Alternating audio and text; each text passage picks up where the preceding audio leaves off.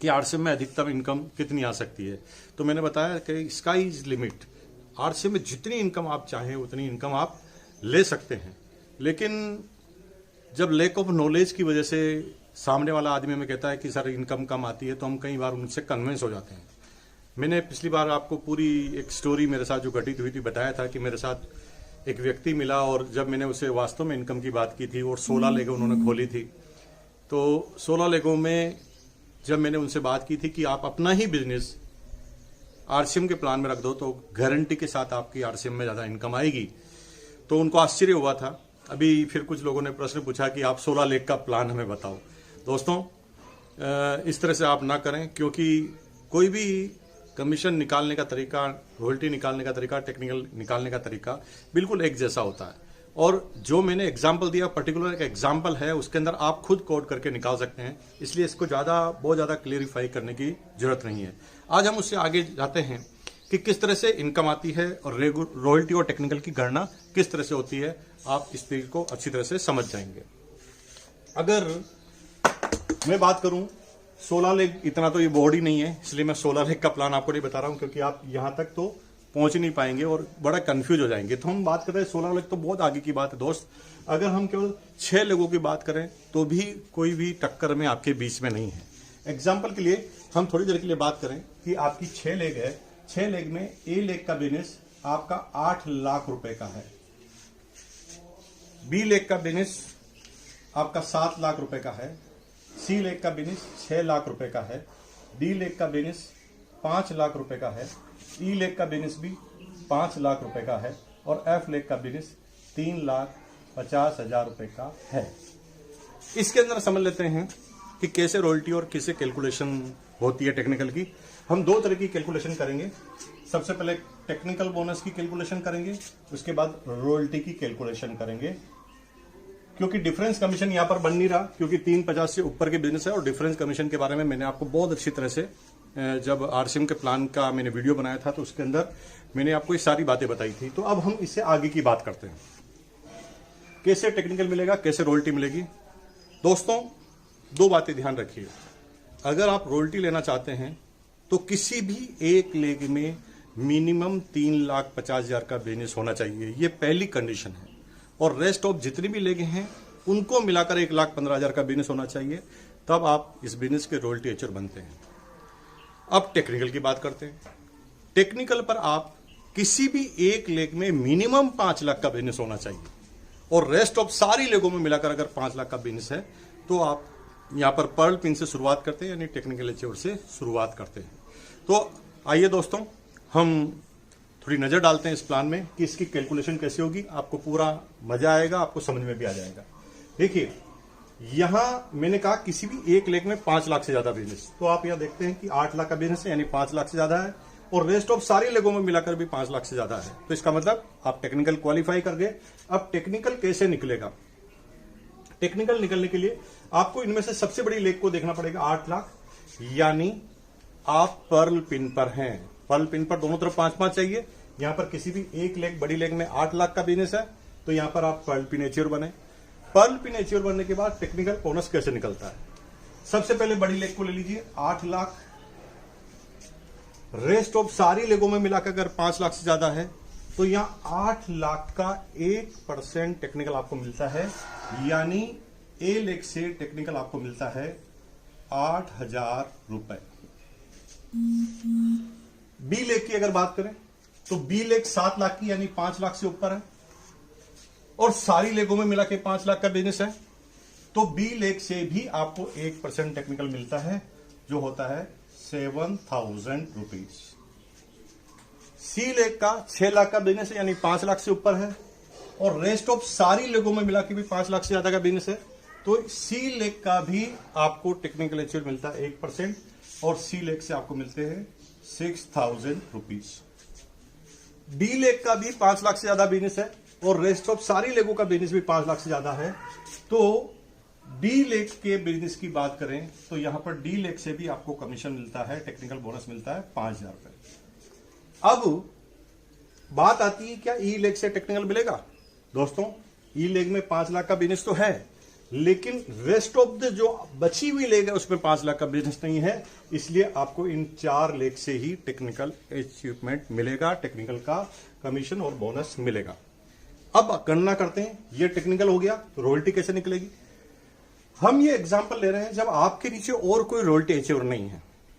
Technical तो हो ही नहीं सकता क्योंकि सबका बिजनेस 10 लाख से नीचे है। तो थोड़ी देर के लिए मान लें कि रॉयल्टी अचीवर भी कोई नहीं है और हम केवल इस प्लान के मुताबिक आपकी गणना कर रहे हैं। तो यहां पर मैंने आपको बताया कि रॉयल्टी पर पहुंचने के लिए 3,50,000 का किसी भी एक बड़ी लेग में बिजनेस होना चाहिए और रेस्ट ऑफ लेग में 1,15,000 से बिजनेस होना चाहिए। तो हम यहां देखते हैं कि यहां पर सबसे बड़ी लेग में 8 लाख का बिजनेस है और दूसरी सारी लेगों में बिजनेस 1,15 से ज्यादा यानी 3,50 अधिकतम 8% रॉयल्टी तक आप पहुंच गए।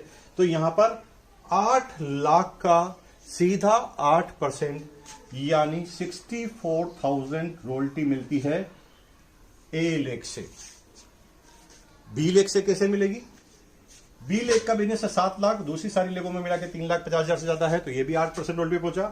तो 7 लाख का 8% यानी 56,000 रॉयल्टी मिलती है आपको बी लेग से। सी लेग से कितनी रॉयल्टी मिलेगी? देखिए, सी लेग का बिजनेस 6 लाख रुपए है यानी 3.5 से ऊपर है और रेस्ट ऑफ सारी लेगों में भी मिलाकर 3.5 लाख से ऊपर है।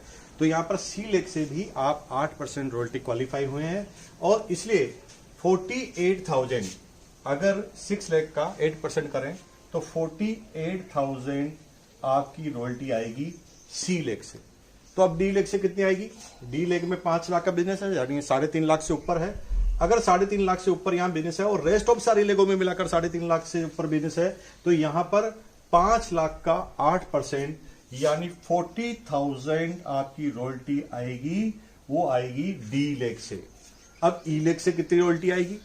ई लेग से आपको रॉयल्टी आएगी क्योंकि इधर 5 लाख का बिजनेस है और यहां पर भी 3.5 लाख का बिजनेस है यानी यहां पर भी ई लेग से भी आप 8% रॉयल्टी को क्वालिफाई करते हैं और 8% रॉयल्टी को क्वालिफाई करते हैं तो यहां पर ई लेग की भी रॉयल्टी 40,000 रुपए आपको आती है।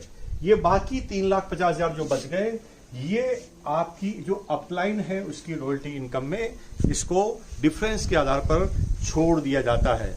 तो यहां पर आप क्या देखते हैं कि जितनी इनकम आप लेना चाहें आप ले सकते हैं, यानी आपकी अपलाइन को लिए आपको सिर्फ एक लेग ही छोड़नी है यानी डिफरेंस में बची हुई चीज को ही छोड़ना है। इसलिए आपके ऊपर कौन है उससे कोई फर्क नहीं पड़ता।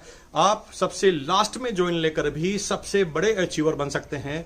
एमएलएम में हमेशा ये धारणा रही है कि जो लोग ऊपर जुड़ जाते हैं उनको ही फायदा होता है। तो मैं आपको गलतफहमी दूर कर दूं, मेरी डाउनलाइन में ऐसे लोग हैं जो मेरे से बड़ी पिन पर हैं और मेरे से बड़ी इनकम पर हैं। इसका मतलब आप ये कह सकते हैं कि आपके ऊपर डिपेंड करता है कि आप इस बिजनेस को कर कर कितना तेज गति से कितना बड़ा काम करते हैं, उससे आपकी इनकम आती है। अब यहां पर आप निकालें कि आपका टोटल कमीशन कितना है तो यहां पर क्लियर हो जाएगा दोस्तों।